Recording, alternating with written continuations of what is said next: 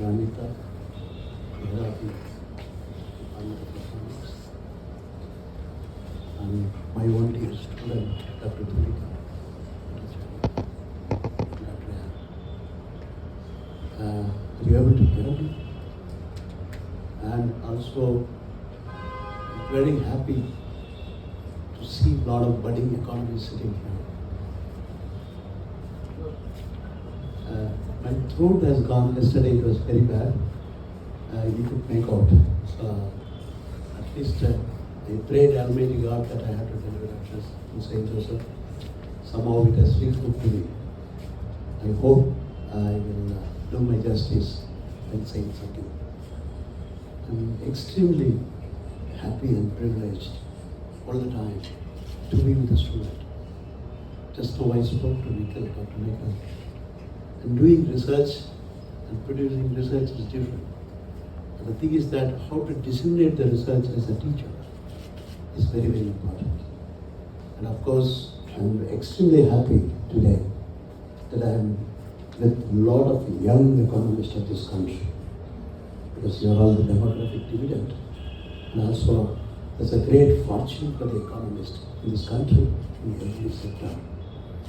Nevertheless, there is a science. The students, they go to science, prefer engineering, prefer medical, disturbing the parents to pay 50 lakhs, 60 lakhs, 1 crore. But the thing is that the rate of return to professional education is very low. But you spend less compared to professional education. The thing is that the kind of a skill in economics, that during the St. Joseph University I could see that there's a lot of interdisciplinary and a multidisciplinary among the social scientists. That's very, very important nowadays. This is what our only further we can, quite often says that the interdisciplinary within social science is very important in the country. And you look at now, recently, there are a lot of agricultural universities. They do a lot of research on agricultural production and so on and so forth. But we economists also look at the agricultural production in a great way. Crop, yield, area, and so on and so forth, what factors determine. But the thing is that there is a rich possibility of combining the agronomy and GIS. So in a way that sometimes our economics students can have an interaction with the physical science as well. It's not necessarily the interaction with the social science between economics, sociology, development studies, and political science. The another example is that if you look at the recent Intergovernmental Panel for Climate Change, the IPCC report, of course, the great climate change report written by the great economist Nicholas Stern. Of course, 4 days back I was with him. Press came from Italian. I was with Nicholas Stern, Barbara Harris, and there's so many people from Iowa. But the thing is that in the particular season, what I felt is that there are some World Bank, not economists, there's a scientist. The scientists and the economists and the sociologists and the political scientists, one panel, and we are talking about the climate change. What I felt is that IPCC or Nicholas Stern report says that how the social scientist can see the impact of climate change and how to suggest a kind of a good adaptation and the mitigation policy. That's very important. Of course, your friend, Dr. Ann's friend, must have had a scientist. The countries, he must be in NASA or the rocket science, where they do all sort of R&D. No one. I'm just taking an example. She was asking immediately who is that. So anyhow, so sometimes I pull the leg off something. So today morning, whoever sit in the front desk today knows that. My student knows that I pull the leg off too. So in a way, the great R&D is done by a lot of scientists. But the thing is that whether the R&D and the technology, whether it has the social cost and benefit, the benefit with the distributional impact of the R&D and technology, it's very difficult for the scientists to know. You, the economist, you, the social scientist, are needed. And why I'm giving the motivation to before I start my topic is that being an economist and you can do a lot of things in various sectors. Not necessarily you can work as a researcher, work as a teacher, and work as a policymaker. You can become a bureaucrat, you can become a politician, and a politician who knows proper economics will do the proper job. But there are some constraints, depends on the ideology of the party. Because I have a lot of things, but my ideology says that I should not do it, so I have to keep quiet. Otherwise I'll be thrown out. So anyhow, I don't want to bring politics on. That's a very bad saying. And so given this motivation to all the economic students, and also I urge all the economic students, it is not necessarily that you mug up the theory, what is being taught in the classroom. You should have inquiry and the critical thinking in your mind that how this theory can be used for the practice. I urge all the economic students to learn the skill of doing analysis. And the skill of doing analysis is driving a vehicle, but once you drive a vehicle, but you should know that how to perform. So writing a story around the number is very, very important for any policy making tomorrow. And tomorrow you become a researcher, and for the sake of doing PhD, don't do PhD. For the sake of writing a research paper, don't do it. So everybody will write a paper, will get PhD. But the thing is that how distinct yourself, how much your work is going to be a value addition to the existing literature. That's important. That's how many times the work is cited in the world. That is the importance of research. And when you become a teacher, creating a good student is equal to writing a book. That's what I told you. And of course, I believe, I started my career as a teacher, not as a researcher. I always believe that creating a good student is equal to writing a book published in Oxford University Press. It's not that you have to write a book, but creating your second line and the student is very important. So with this, I urge all of you to learn the kind of applied econometrics, because being an econometrics teacher, I always say that it's not that you have to learn the whole mathematics and derivation.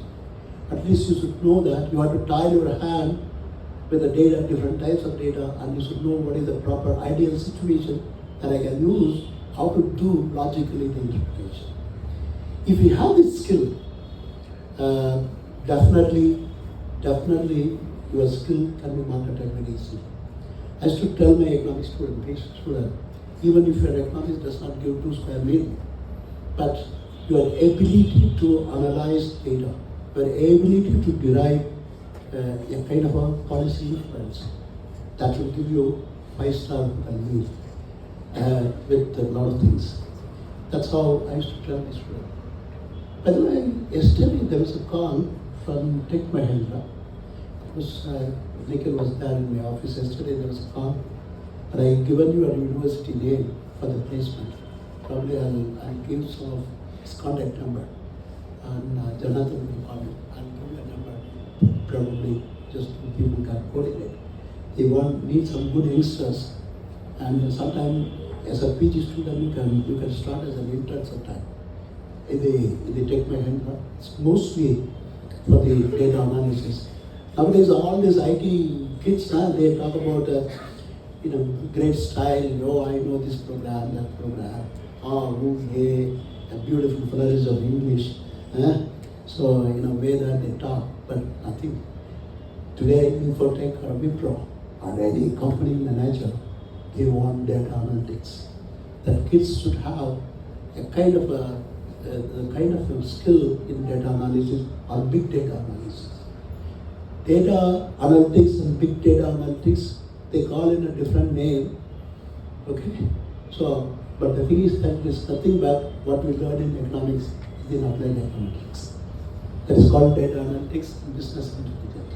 Of course, I used to tell these IT people that if the economics student enters into this data analytics and business intelligence, they do better than any of these the IT kids. So keep it in mind. It is not that only the IT people can do data analytics and business intelligence. It is a part of your curriculum.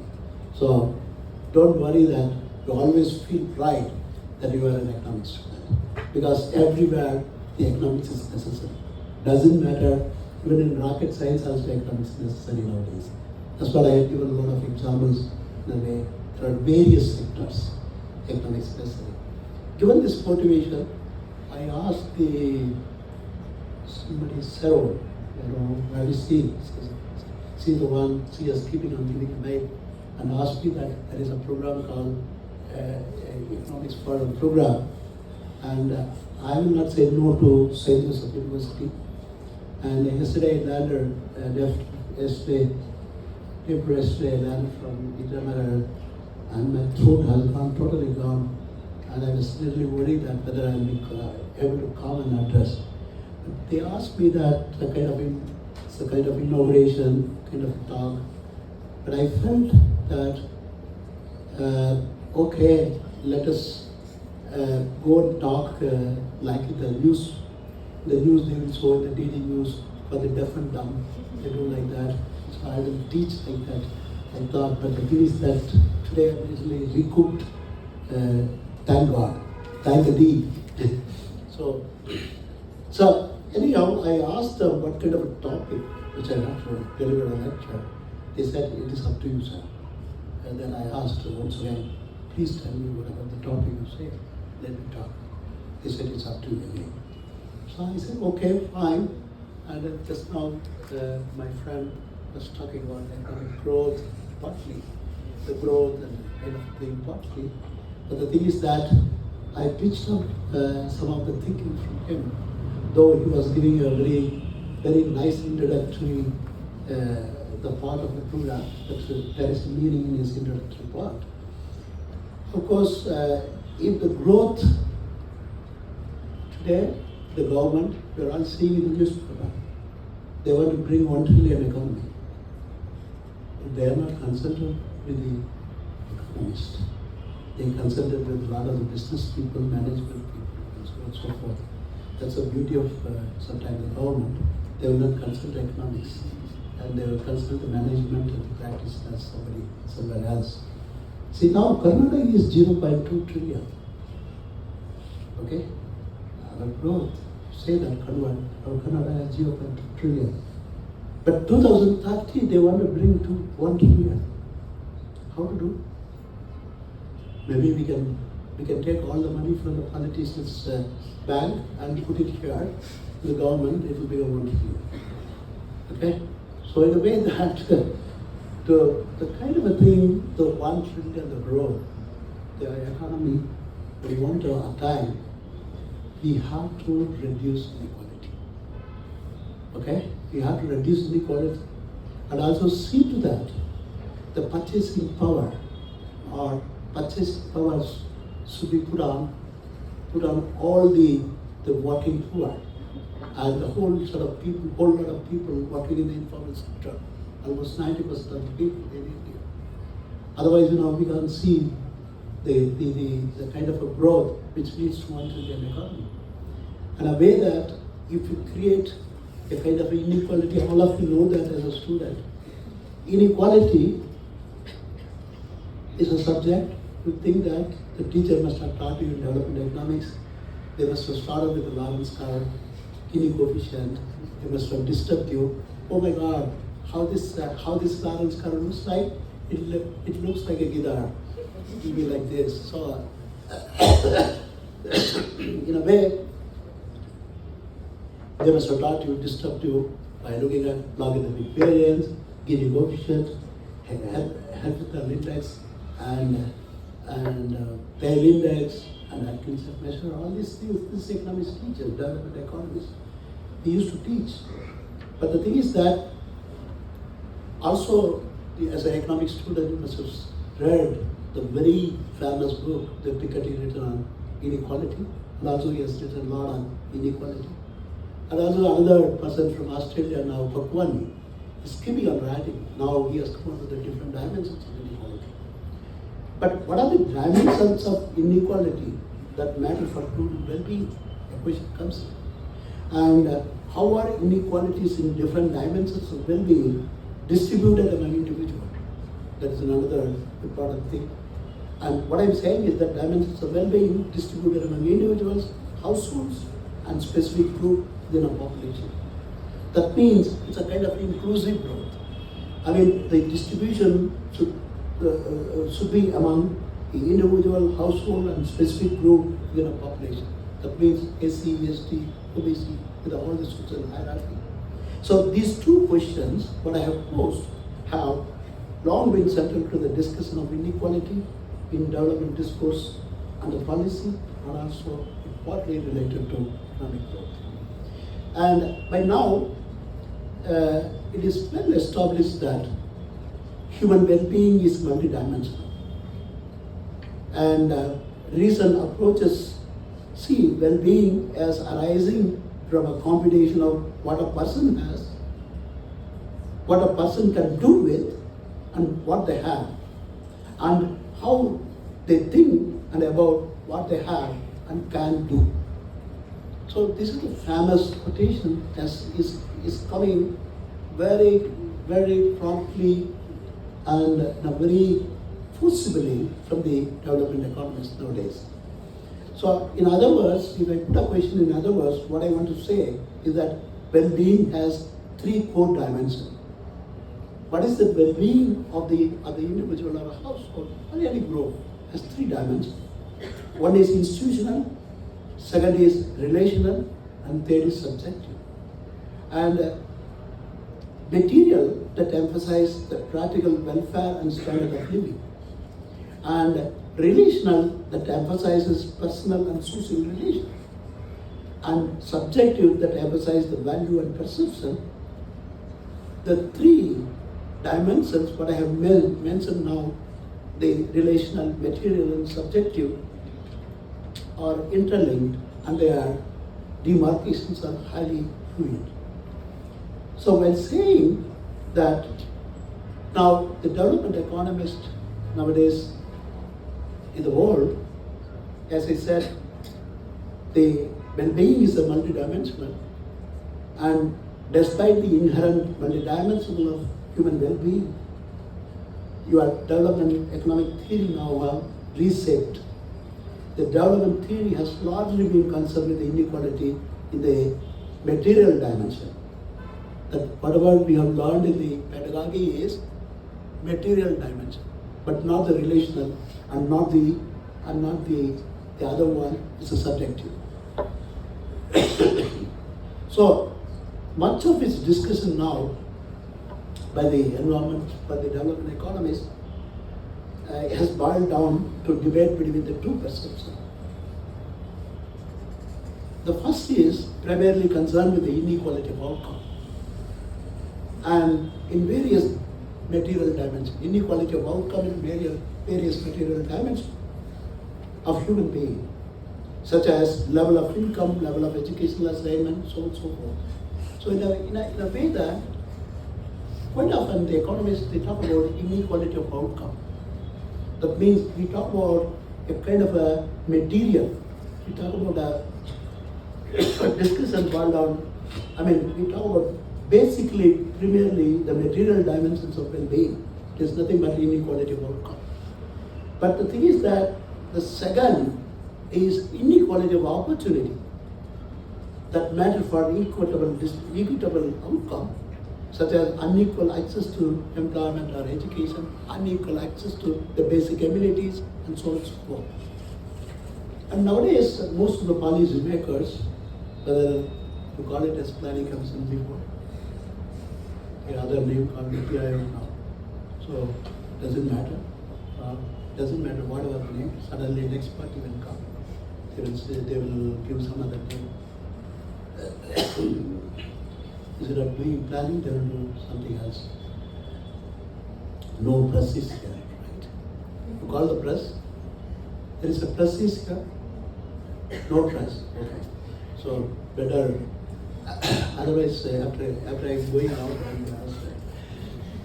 we have to go to Delhi before I go out. Anyhow, you used to be a very daring economist. Doesn't matter, I can go to the but how to express your feelings, express your views. Doesn't matter. Anyhow, joke apart, and the inequality of opportunity is a matter. The unequal outcome, particularly income inequality, it is argued play a key role in determining variation in human well-being. This made evident by the strong association between income inequality and the inequalities in health, education, and nutrition. The great relationship between the inequality of income and the inequality of health, education, and nutrition. Moreover, when the privileged people exercise sufficient political control and influence, and with this kind of influence affects job availability or access to resources, that's what's happening in our country. The great influence of the politician, and even if your CV is very strong, but you should belong to some party so that you will become a vice chancellor, you will become a director, you will become anything. Otherwise, you're gone. That's what I'm saying. The privileged people exercise sufficient political control and influence, and with this kind of influence affects job availability or access to resources. Then income inequality compromises the economic, political, and social life of these less privileged and limits the opportunity they have to secure their well-being. So, while saying this, there are some perspectives which dominates this. The first perspective emphasizes that certain individuals and groups face consistently inferior opportunity. Let's say that the inequality of opportunity arises because of circumstance variable. The circumstance is that I born as a female, I born in rural place, I born as a scheduled caste, I born as a Christian minority, I born as a scheduled tribe, I born as a Muslim. The inequality arises through circumstance variable. It's called circumstance. So the race, color, gender, these are all the subjective variables. And today the discrimination, the labor market and elsewhere, is basically based on the caste or gender. And most probably, if you look at the inequality of outcome, and the great gender inequality come. But the thing is that what I want to say, there is a key difference between the two perceptions, which hinges on the direction of causality between outcome and opportunity. Will the higher income lead to improved opportunity, or will greater opportunity lead to improved outcome in human well-being? So, in a way, I want to say there is a false dichotomy the economy is thinking of, that since outcome and opportunities are in fact highly independent, equal outcomes cannot be achieved with equal opportunity. But equal opportunity cannot be achieved with households have unequal starting points. So that's very important. So given this paradigm, in a way that the people, they talk about what they call the inequality of opportunity is very important. And what I want to say that a policy maker, when they talk about inequality of outcome, because we have trained right from British time to measure inequality of outcome, but we have not been trained in inequality of opportunity. So any policy maker, they talk about inequality, simply don't give this Gini ratio and all sort of thing. Of course, this is an indication of inequality. But the thing is that inequality of outcome and inequality of opportunity is the two sides of the coin, same coin. So the policymaker look at only one side of the coin, they left out the other side of the coin. So what I prescribe here to the economic student is that when I look at inequality in the world or any country, a comprehensive way of looking at the inequality of outcome and the inequality of opportunity is very important. And of course, the inequality of outcome is dominant inequality of art and inequality of outcome. It is very dominant that we have been taught in the development economics paper is early development approach, and we also been taught pro-power growth approach, and also we have been taught inclusive growth approach. So early development approach, pro-power growth approach. Early development approach is that your teacher must have taught you business type of growth. Early development approach, pro-power growth approach, and inclusive growth approach. Now, this is one side that we have learned. But the other side is that we also know, but we don't take interconnection between inequality of outcome and inequality of opportunity. If you come this side, inequality of opportunity, this inequality of outcome we have seen in the development economics, the different type of theory, what I mentioned. But this side, thanks to A.K. it is human capability approach and equity approach. So one side is our pro-power growth, inclusive growth, it's an evolution in the growth theory. And the other side is human capability approach and equity approach. So how do you bring these two dimensions in one framework is a challenge for any economic student.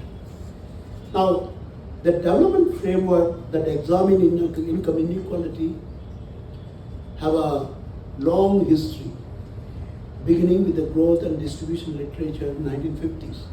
I think your teacher must have taught the Lewis theory. So in 1950, Lewis theory, and Gustas in 1955. But the principal concern of this early approach was the nature of the relationship between economic growth and income distribution. Without mentioning Lewis and the Gustas you have mentioned in your introductory talk. So the principal concern of these early approaches was the nature of the relationship between the economic growth and income distribution. But the late 90s, framework addressing income inequality were more concerned with the role of inequality for poverty reduction. So suddenly this development framework, when you talk about the Lewis theory or something else, and since the determinants of growth and income distribution are not mutually exclusive, policymakers cannot independently address growth as that can run the risk of unwittingly and adversely affecting income distribution. Indeed, what I want to say is that the individual policy instruments can have growth and distributional consequences. For instance, policy instruments that are assumed to be exclusive to growth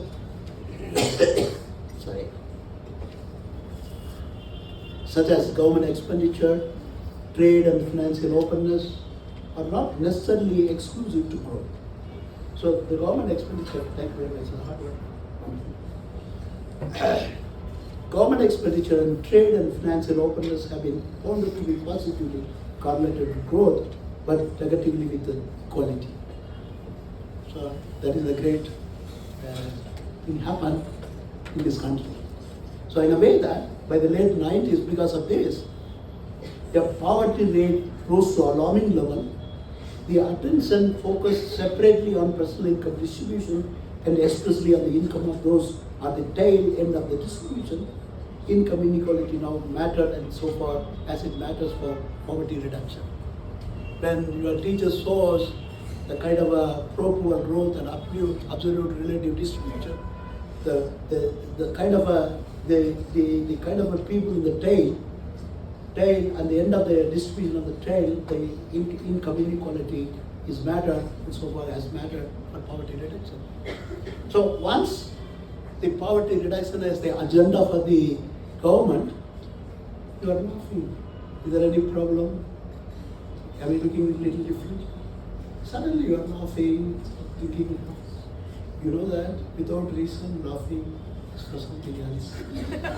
Okay? So maybe Indian hands is very nearby. Okay. So I think in the classroom when teacher teaches will laugh, very bad teacher. Okay.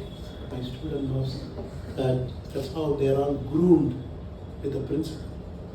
As a student, once you in the classroom, always, because your occupation is a student now. You are a student, your aim is to learn something new, to learn from the teacher. If you are very naughty or pinching, one day I was talking in Bangalore, School of Economics. All these kids now, they're all, these kids are now emerged out of the new technology. With a mobile, with many things, which you and me does not know anything. You know that by looking at girls also, around 35 years old, when our father and mother said, please marry, then we say, oh, is a girl, is that. Nowadays, you know, this generation, with a lot of technology advancement, you have to use your technology for the better advancement, not for destructive your life. And please, the one in the class, please student in the class, not laughing and kidding. I'm going to ask you a question at the end of my lecture. What did you understand? Okay, there is a question from that. Okay. Anyway, the late 90s, we talk about what is the suggestion given by the Lewis and Gustave, and suddenly the poverty reduction is a matter of concern. Then the people talk about pro-poor growth. When you and me were doing a PhD, that time pro-poor growth. So late 90s, it is a pro-poor growth. The pro-poor growth were concerned with three different, but connected development objectives. What are the three of differential connected development objectives? Poverty, inequality, and economic growth. The previously, when our development economics, when they start with Lewis and Gustav Karl, this basically the poverty, inequality, and economic growth was not connected. So late 90s, the economist, they will get up every 10 years. And they come out with new solutions to the economy. So in 1990s, some of the development economists, they woke up and they talk about the interrelationship between the poverty, inequality, and economic growth. And of course, these three interaction of which the principal's objective was poverty reduction, the main means of promoting poverty reduction were faster growth and greater equity, including initially lower level of inequality and a reduction in inequality.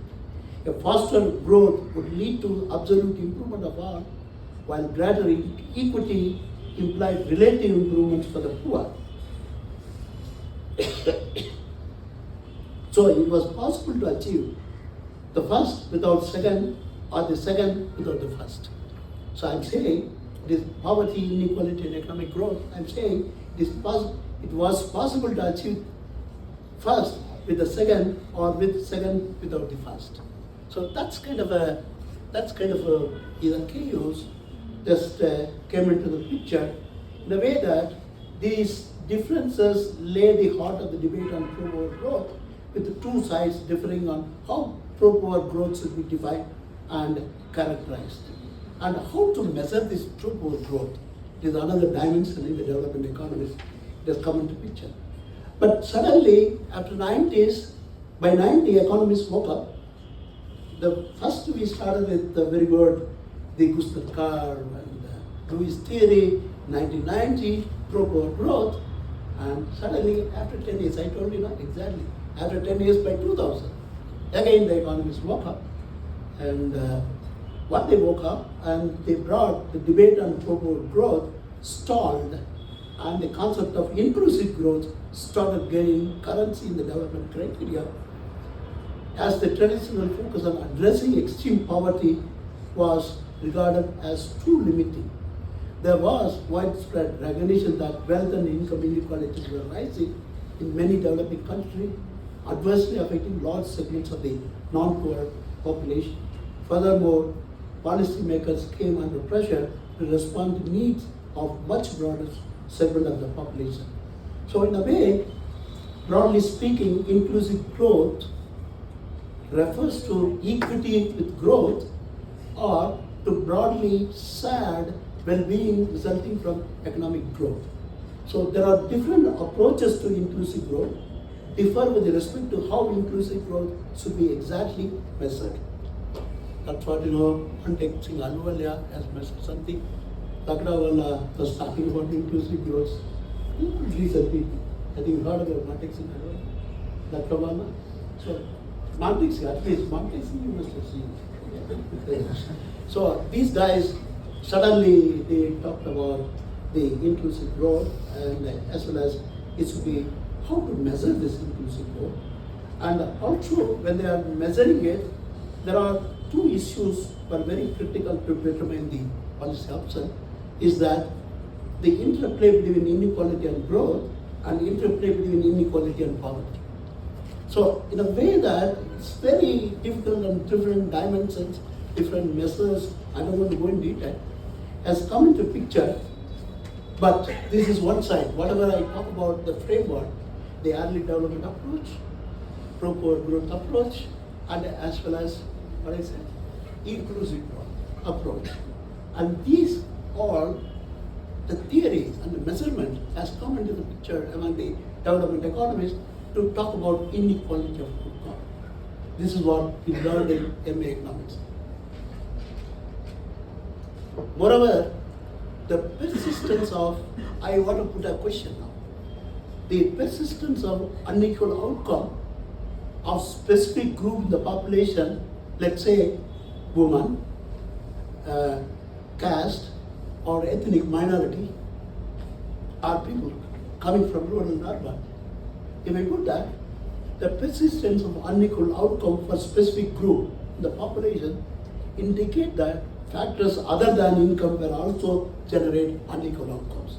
It's not that only the income is matter, other than that, other than income, you have something else which generating unequal outcome.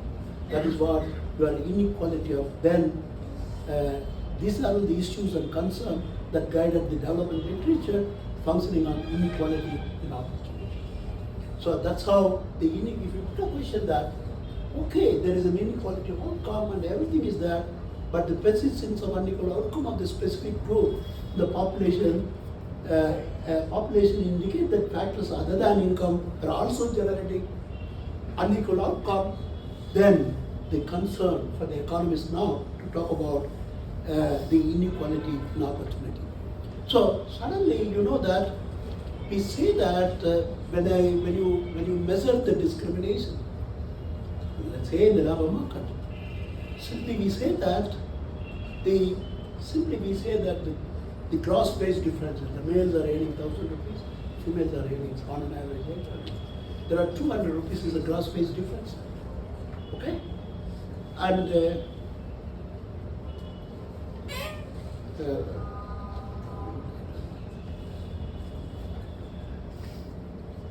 this suddenly the economists, what they say, oh, there is a 200 rupees wage difference here. Oh, you are discriminating me. This people say, but no, this gross wage difference, it is not, it can be decomposed into endowment difference or an explained difference, and rest is unexplained. The endowment difference is something, the education difference, family background difference, other socio-economic difference between the two groups. After accounting all the difference, something is remaining. It's like a residual. It's like unexplained. Okay? That's called discrimination against female in the labor market. Let's say that out of 200 when you decompose, 150 rupees the difference is justifiable at the marketplace. Because of your skill difference between two people, education difference, socio-economic factor, you must have come out with a very good convent background. The moment you get into the interview board, you talk through the very fluidity of language. The fellow comes from rural background without knowing English, but a lot of ideas, hard worker, and he will be able to perform very well. But if you look at the productivity of the labor of the labor comes from very good convent background with the coat and tie and flurry of the Australian pronunciation or US pronunciation. Of of course, for the short time you will win. That's the short-term phenomena in the interview board. Because most of the time in the interview board, those students, I don't know, sir, I don't know the answer. They will disappoint. But sometime in the interview board, if you try to flag something, that means there's something different. That is what our ISS school of thought, Tulika, essentially that all your teachers from ISEC used to tell them that whatever the concept you know, you tell it very clearly. And if you don't know, doesn't matter in the classroom, I don't know today. I'll go back and read and come and teach. That's how we groom our students. And of course, over the period of time in PhD, we groom our students in such a way that very confident in the subject. And when they are very confident, it is not a ill confident, but whatever they know, they have to teach people. Anyway, I just come to the human capability. That is also a human capability approach, what I'm saying. But in the late 70s, now I come to the other part, inequality of opportunity. That will take some another 6 minutes, okay. By late 1970s, development discourses moved beyond narrow concern with income inequality. That's what I started with. The pioneering work of our great Nobel Prize winner, Madheswaran, very fundamentally reframed the discussion of inequality in development. Now, inequality was examined in the context of human capability. Of course, I don't want to say this whole human capability is the approach, is the background of your human development index nowadays. Of course, income is not matter. The other factors also a matter. That is nowadays, human development index has 3 different dimensions. Those time only the income dimension. Now income, education, living standard is the dimension. And apart from that, we have now human development index. We compute. Economists always first they will start with the jaundice idea. When you have a jaundice, you look at everybody looks yellow. Am I right? Am I right? No, you never. So when we were young, quite often jaundice come. Myself and Nikhil must have suffered from jaundice many times. Because nowadays, co-vaccine, so many vaccines are there. So you are all very lucky. So really, you guys are lucky, I feel that Nikhil, you should have born in this world. Come on, they enjoy much. Bloody, we never enjoyed till even now. They are struggling, working, running. These guys, even thunder falls on head with a mobile. Thunder is coming, they will stop through mobile. You stop now. So in a way, you guys are very lucky enough to be in this generation. Hey, I really feel jealous of your generation. Okay? In a way that so much of technology, so much of opportunity is given. But compared to our cohort, you have to excel well. And that's what I'm talking about, inequality of opportunity. You have to excel well. If you ask me, I born and brought up in rural place. Okay? I used to walk to my school for 8 kilometers, come back 8 kilometers. Then I used to carry the old rice and the curd of my mother who used for my next day the lunch. So very hamlet, no bus. So then, thanks to our teachers. Teacher is a noble people. They pushed. Then came to some school in Taluk headquarters. So I basically am a science student. I should have been an engineer because I discontinued engineering, came back to economics. So I'm an accidental economist. Otherwise I would have been in HAL or somewhere else. So I would not have come and disturbed you in the morning. I would have disturbed the aircraft, the bolt and that, okay? So we don't know. So these are all the cohort we have learned and taught here. Saturday, Sunday, I used to carry cow dung, in the rural place, make cow dung cake, dry it under sunlight. And this is for the domestic heating those days. And send it to Sunday market. 12 rupees a year, out of from which I buy my dress, I buy my book. Nowadays, whenever I dress up, When I look at my coat, hey, Madheswaran, you are time now. So you are now, I think you have to think back how you came back. And it's a great migration to Madras University. I was an economics student and migration to MPhil in economics. And fought with a lot of convent people. They were talking in a very beautiful English, which I don't know how to reply.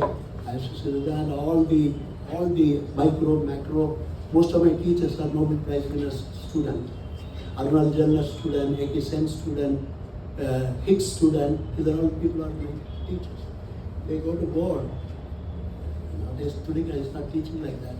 Nowadays, we give the spoon feeding. The teacher will come, today is an expected utility hypothesis, U double prime, divided by U prime greater than 0. It's a risk aversion.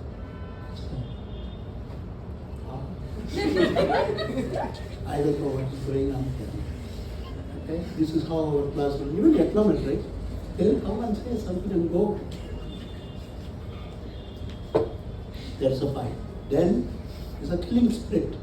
No, we have to understand everything, we have to study, and that's how we won over. And I got a gold medal in econometrics. Even the people who had done MA in econometrics in the same department, they were behind me. That's called your motivation and peace. And also my teachers moved to PhD in econometrics.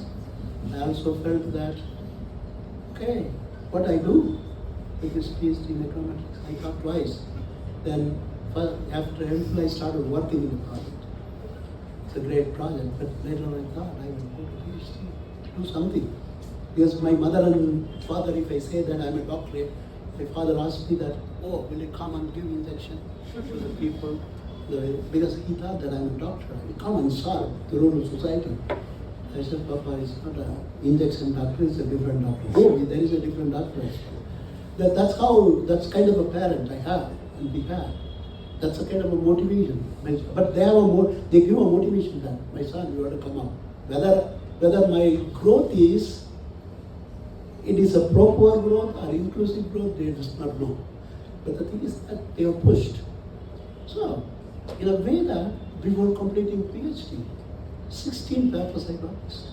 It's normally those times, the PhD scholars may not be able to publish. And suddenly, I don't know, I have done a lot of work, and suddenly my guide, I didn't know. Those times it's very secret.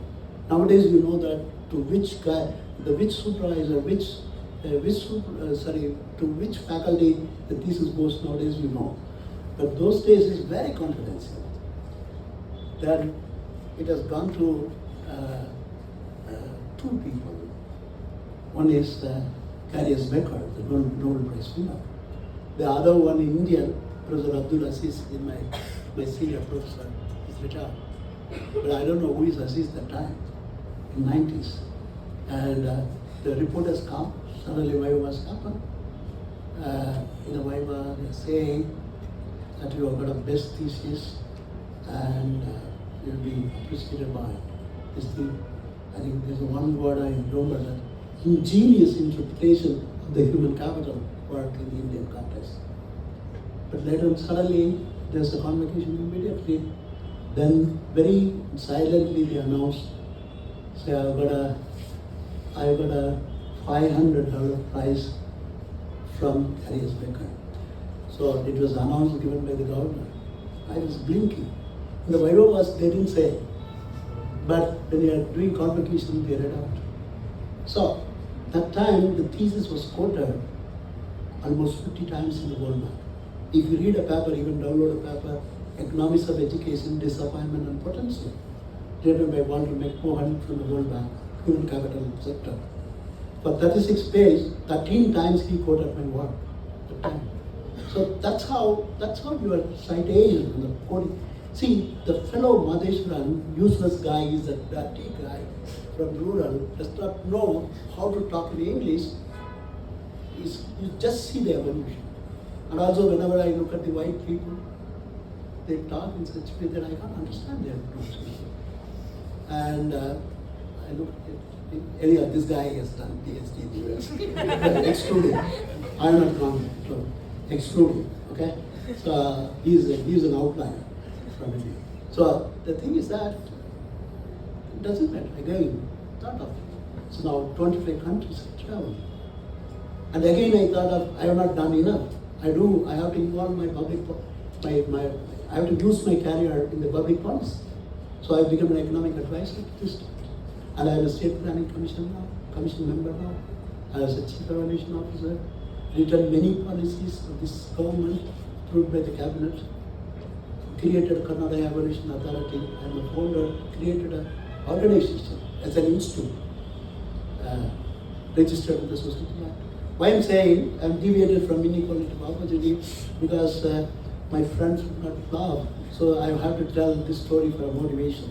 So anyhow, the inequality of opportunity, the human capability approach has come into the picture because of Sen, and of course, according to Sen, circumstances help to explain the variability between income and other substantive achievements such as being healthy, being well nourished, participating in the life of community, and so on. That means he's saying circumstance is better for inequality. Circumstance is nothing but, as I told you, I born as a female, I born as a ST. Then, while he's saying that, of course, a slight modulation in the human capability is that sometime we have started saying the Human Development Index is not sufficient. We have to have the Human Development Index to be inequality adjusted Human Development Index. That is the concept has come. Even that is not sufficient now in this Indian context. So one of the approaches inspired by the human capability perspective was that of equity. The principal concern of this approach was on eliminating disadvantage from circumstances. It is to eliminate disadvantage from circumstances. So whatever the female have a disadvantage in the labor market and many sphere. So eliminating disadvantage from circumstances that lie beyond the control of the individual, but that powerfully shape both the outcome and the action in pursuit of those outcomes. So in a way that equity approach was seen to have an intrinsic value since some group face consistently inferior opportunity in economic, social and political sphere. So how to bring down? So this is how, in a way that this equity approach has come with the two principles. First was equal opportunity. That means the idea that a person's life or achievement should be determined primarily by his or her talent and efforts, rather than by predetermined circumstances such as race, gender, caste, family background, or country of birth, or country of the location of the country, rural or urban. The second principle was the avoidance of extreme deprivation in outcome, especially in health, education, and consumption level. So, given this equity approach and the human capability approach, if you mix this, you'll be able to come out with inequality of opportunity. That inequality of opportunity, now, these are all the concepts. But the thing is that inequality of opportunity first started in the World Bank recently as a human opportunity index. Now you have seen happiness index by and so forth, human opportunity index. The human opportunity index is nothing but to measure the access to the basic amenities apart from income. That's how it talks about the inequality of opportunity and use that circumstance variable, gender, caste, and so on and so forth. How to measure that is the concept in such a way that has come into the World Bank's mind. Then they come out with the Human Development Opportunity Index. And they have done Human Development Opportunity Index by various social group and gender and various socio-demographic characteristics. But the thing is that they have done it for a single dimension. The Human Development Opportunity Index for education. And sometimes some people they work with Human Opportunity Index for health, sometimes nutrition separately. So the dimensions, what they have suggested is separate dimensions. But the thing is that very recently in the Indian context, because my colleague Vani, who is also a teacher to Timika, we have come out with a multi-dimensional poverty line. We have combined everything, and we have come out with a multi-dimensional human opportunity index. And in a way, it says very clearly that the circumstance variable matters, and the thing is that why we brought multi-dimensional opportunity index in the sense that we want to look at it very comprehensively. Of course, we have seen each dimension, and as well as like a human development index, you have a separate domain. You have income, education, and the living standard. The same way, they have a different dimension, but the comprehensive dimension of looking at the different opportunities are not seen. So we have combined it, and very recently some of the paper has come. Now if you ask me, we forgot. So that time we have worked.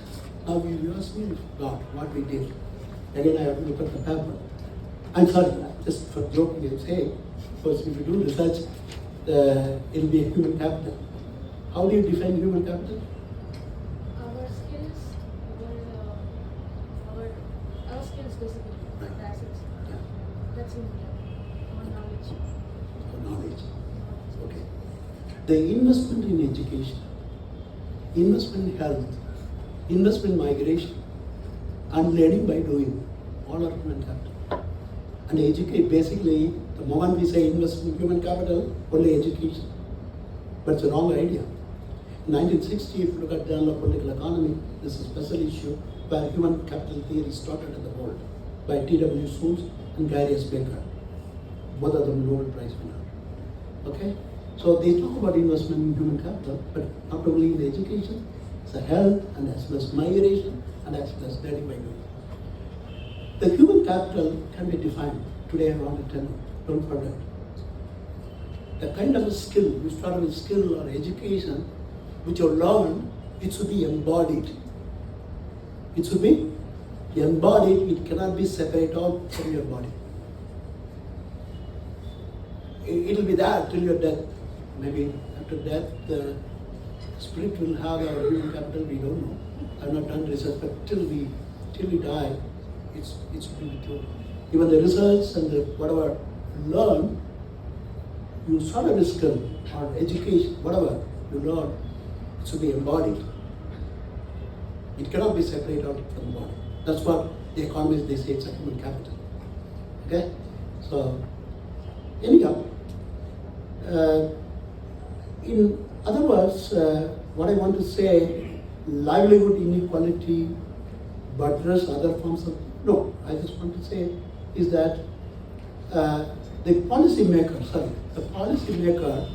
who's changing, I'm just completing, the policy maker whose charge is ensuring human well-being must address inequality in all of the dimensions that matter for well-being, focusing especially on their household and groups who remain to consistently in the margins of economic, social, and political life.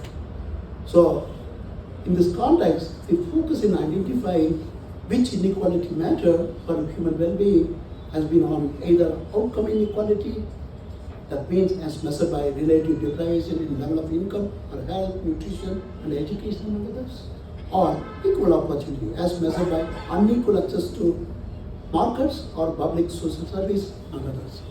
So, in a way that we, the researchers, should understand, the development economists, or the researchers, development economists should understand enough is enough the inequality overcome. We have seen, we have a lot of field.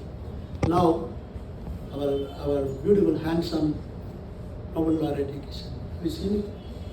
Very handsome. So, very handsome. He is a very handsome speech as well. Okay? And have you read any Kissen's contribution? You can, it's not easy, I consider him not as an economist. He's an economist, he's a philosopher, he's the lawmaker, he knows law, social justice, and he's a welfare economist, he's a sociologist, he's an anthropologist, social anthropologist. You can see variety of ideas in his writings. He is called interdisciplinary economist. He deserves Nobel Prize winner rather than any Nobel Prize winner whom I have seen in my lifetime. Of course, I have been conferred as a fellow of the International Society in Environmental Economics by Kenneth Arrow in 2007 in the Hong Kong. So I didn't feel very pride because if A.K. San would have been there, I would have felt very pride in a way that I like him too much because these writings is dominant in my mind.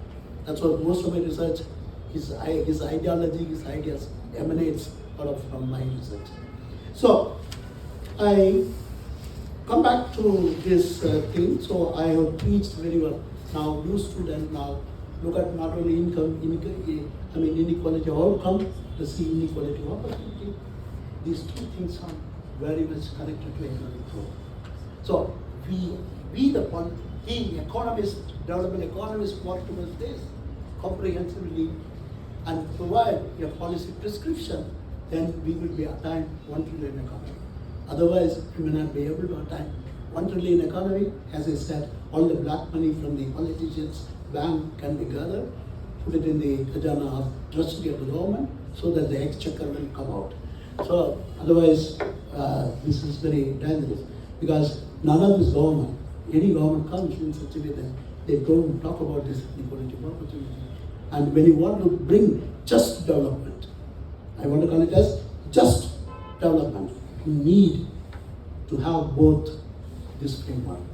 And within the inequality, recently myself and K.P. Kannan from CDS, we have theorized that even within inequality of outcome, we have theorized that after seeing this inequality of opportunity, there are 3 inequality normally dominates the society. Even within the inequality of outcome, which people they don't correct.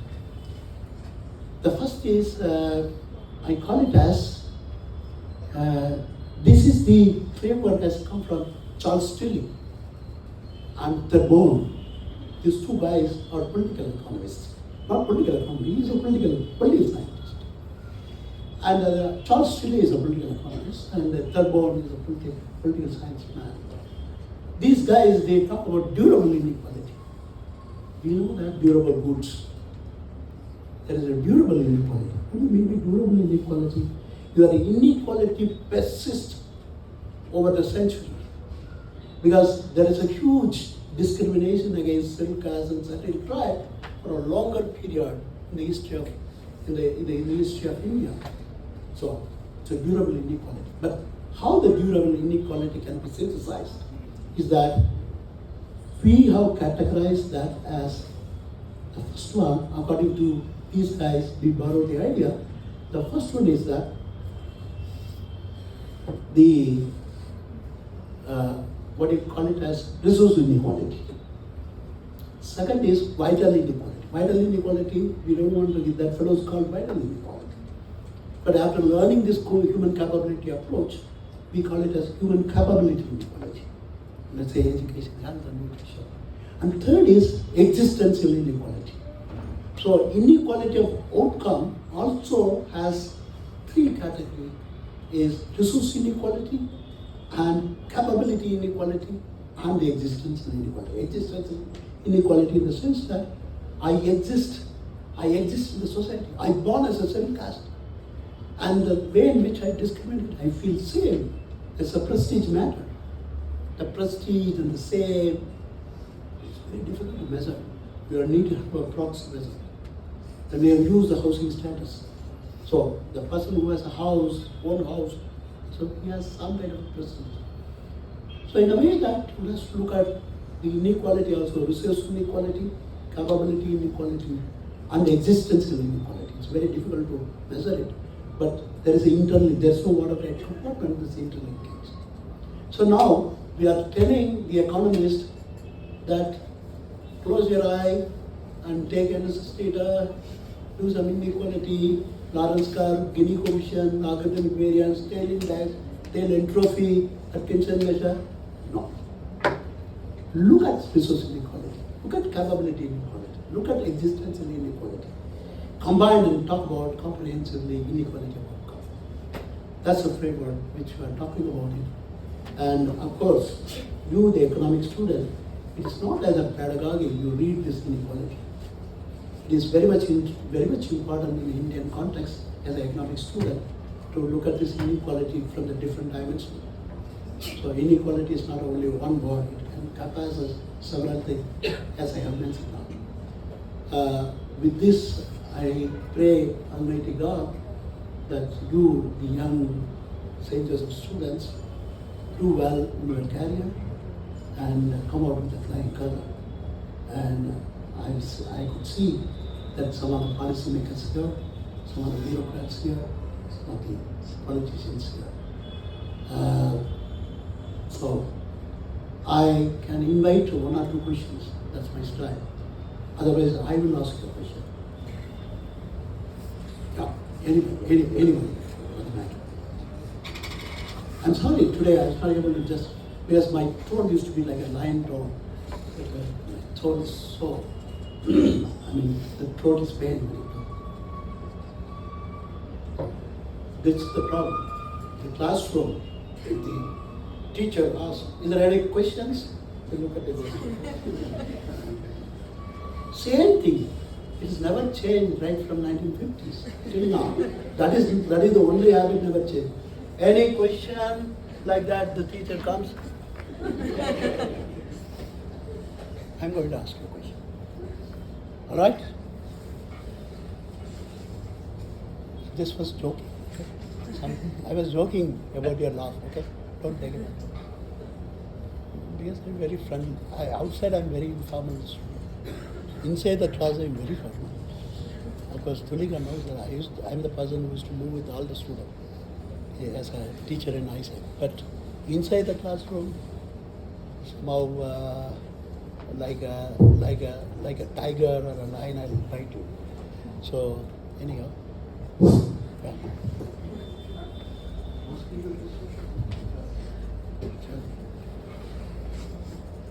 Okay. What did you understand the framework of 1 trillion economy in this country? 1 trillion Of this government they think of. They have made a vision that they have made a vision that will be 1 trillion economy by 2030 in terms of economic growth, in terms of GDP, but not in terms of development factors. All of you have mentioned like inequality. There are various kinds of inequality in terms of income, then gender, then other types. So it's just the growth part of it, which is GDP. And if you further decipher it to GDP per capita income, but that too, the GDP divided by population, but that doesn't count that everyone is getting the same amount of income. Because most of it, like 90% or the 60% income of the country majorly is dominated by the 10% people, the top 10% income people of the country. So this is like, they have this, they find it in terms of growth, but they have forgotten the. That's what. If we utilize our resources still properly in every possible measure, again the full employment cannot be achieved. But we have our human capital, that is the young population, the worker population ratio, that is the demographic that we talked about, and the dependency ratio. So the dependency of the older people and the young people below 15 years and above 65 years is less than the working age people. So we have human capital, we have natural resources also, and we have young minds also. If we utilize them properly, then we can achieve that 1 trillion economic vision. But again, we have to see the various challenges to it also and the measures. Like some in the vision of growth, we are we seeing other factors also like climate change, the exploitation of the labor sometimes, or like other. Inequality is well said. I'm very happy. I'm very happy that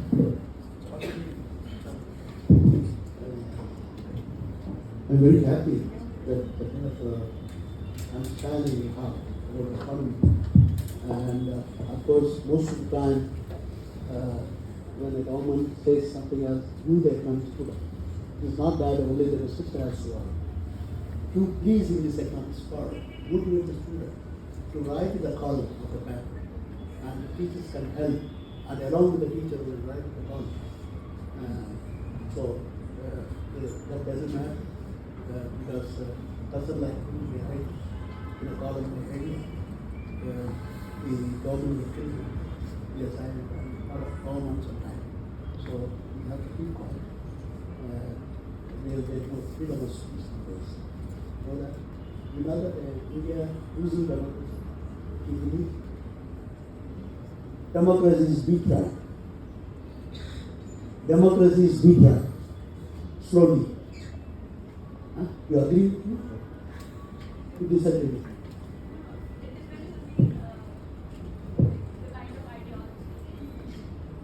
She's a very thankful student. In a way that she puts from the right way. It's a very nice she said. Anyhow, so any other question? Anybody wants to ask question? Please ask a question. Yeah, please. Huh? So you talked about inequality, and one more aspect that I'd like to ask you is inequality in cities. If you look at India, we have so many states, yet one city is very much developed, the other cities of north are not much developed comparatively. And we have seen right now with Andhra Pradesh, the matter that has been going on about three capitals, executive, and judicial capital.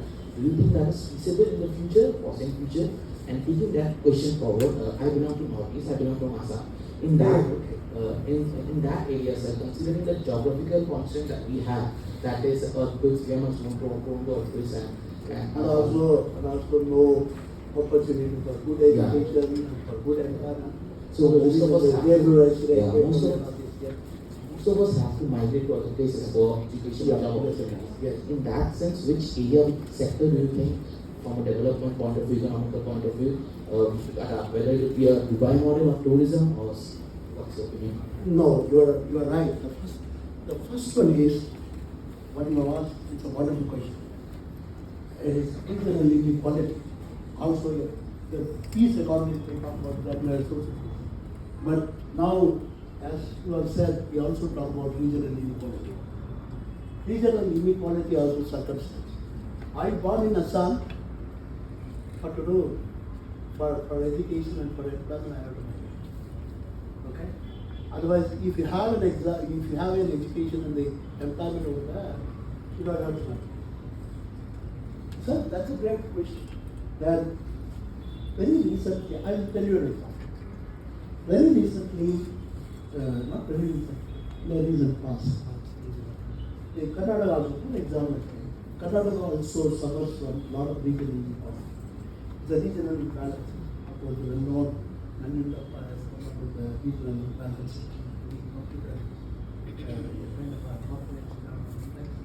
then according to the index, the devolution is not backward, more backward, and like that.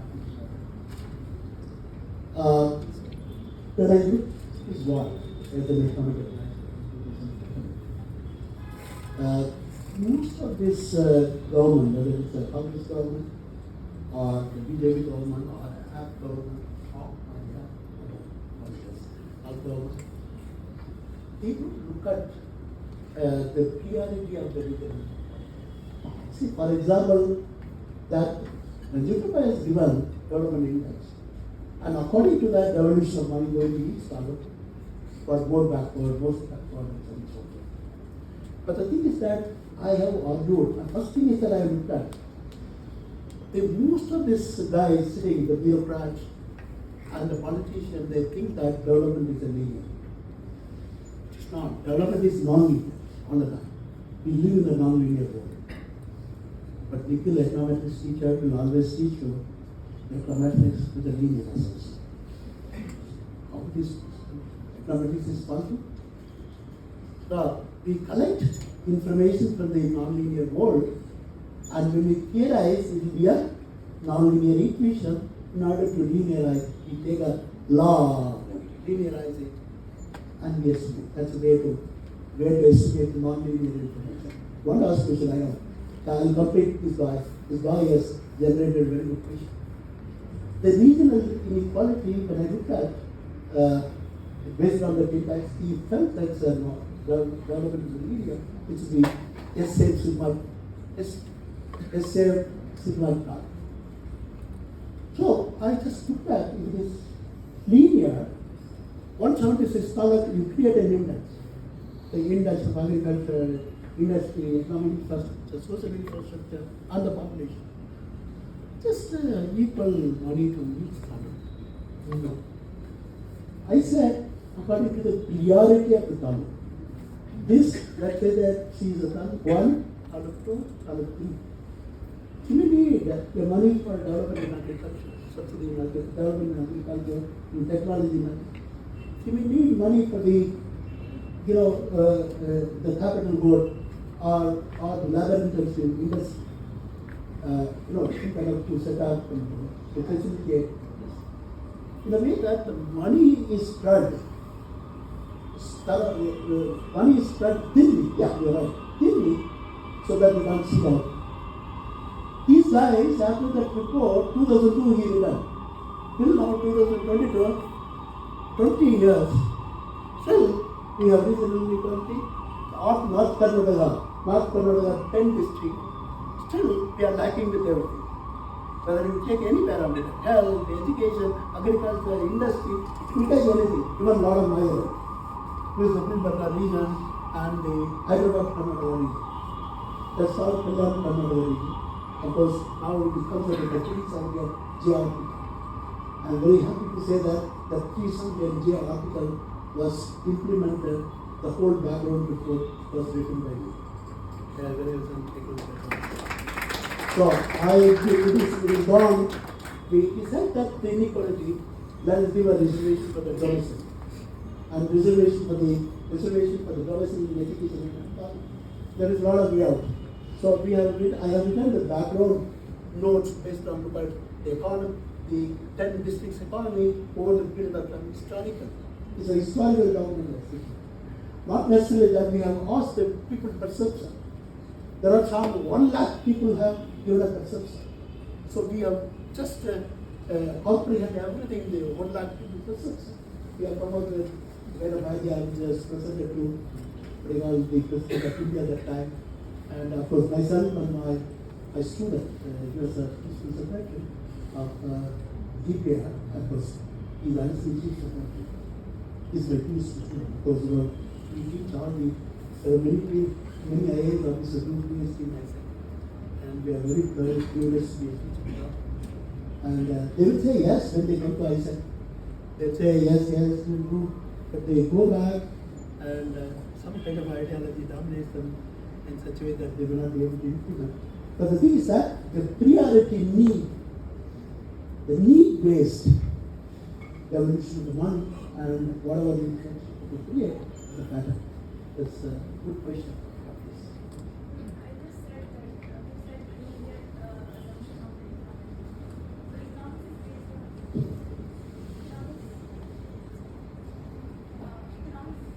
Always based on something. We see in any kind of model, like continuous consumption or any model. So it's not Keynesian economics. So they assume classical economics assume that there should be full employment, equilibrium. Which is assumption, but in reality, He has asked a question. It's a wonderful question. Hey, Nikhil, this girl has asked a question to APSL in New York for the New York Times paper. Some of these questions has been asked by the New York Times editor. Hey, Professor APSL, the neoclassical economics is a nonsense economics. He said to me that still people are facing the neoclassical economics as he has asked. He didn't say the name neoclassical economics. He didn't say it's a neoclassical economics. Oh, still you are teaching neoclassical economics as a student, even in Stanford and Harvard and Harvard University. What is this? Take a sense reply. is an answer to you.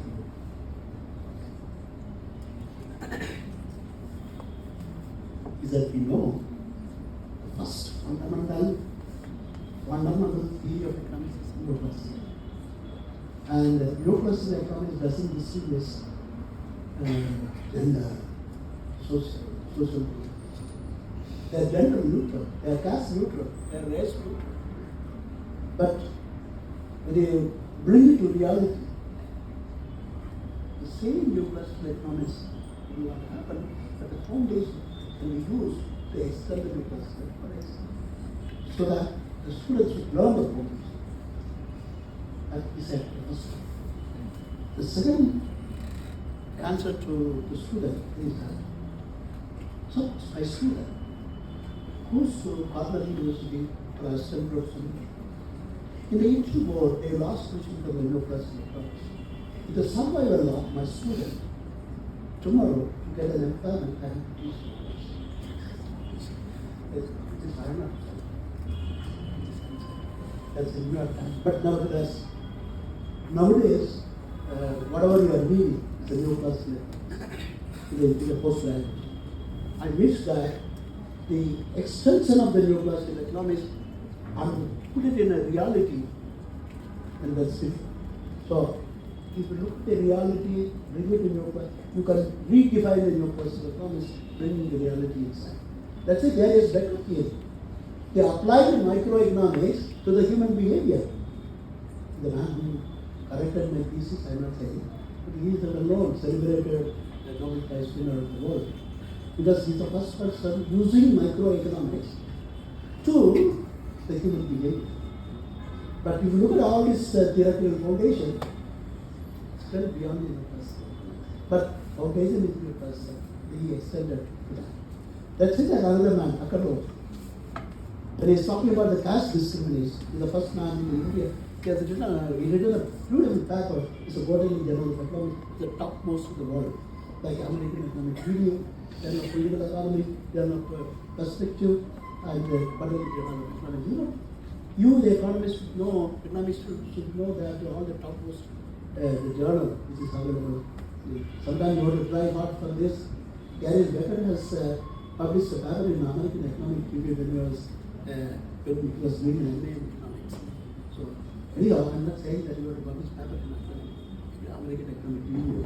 Even now also, after I have become Buddha, I'm not able to do it. But anyhow, I'm saying that's a what is trying to say that Gary Becker, he has shoes, and the other man, Akano, according to electronics, rat, race, and other old food stores, that's the time. And he's bringing the caste myth. The caste, when he say that, the utility is a function of not, we say that utility is a function of income, and leisure and other composite commodity. That's what we love. Bullshit. That's bullshit. Correct? Bullshit.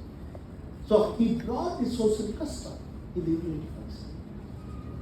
The prestige and the same of the people, which is subjective, that he brought it inside. So, few economic students don't have the myopic idea of the classical, is this the economics we learn? Many students, they don't know. This is the economics we learn.